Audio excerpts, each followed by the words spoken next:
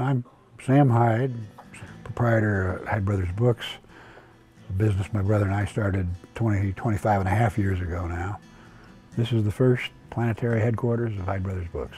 What I do now is kind of sit here and play with the computer, kind of watch while the 7, 8 employees we have at any given time run around and get the real work done. Yeah, my mom started working here when I was 2.5, 3, and took me here when I was really young.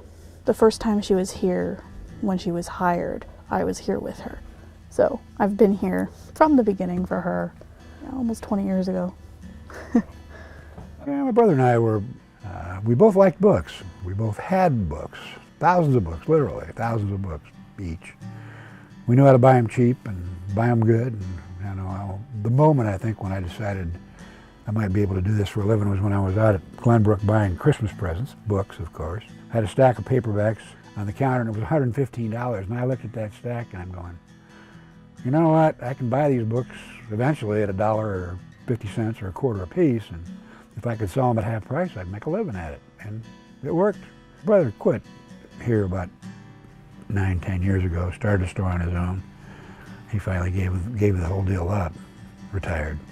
We call it the breakup, when the brothers decided that they weren't going to share the store anymore. Joel decided he was going to go open his own store.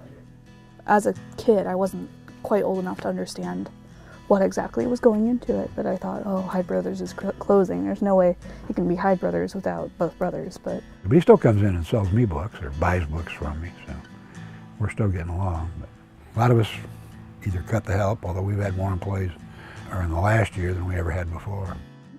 Honestly, my favorite part is helping people find an author or a genre that they'd never considered liking or reading before. I had a woman asking for science fiction for her son, who was 13 or 14, recommending our authors to her and seeing the realization on her face and some of the recognition, and then, you impact somebody's life that way.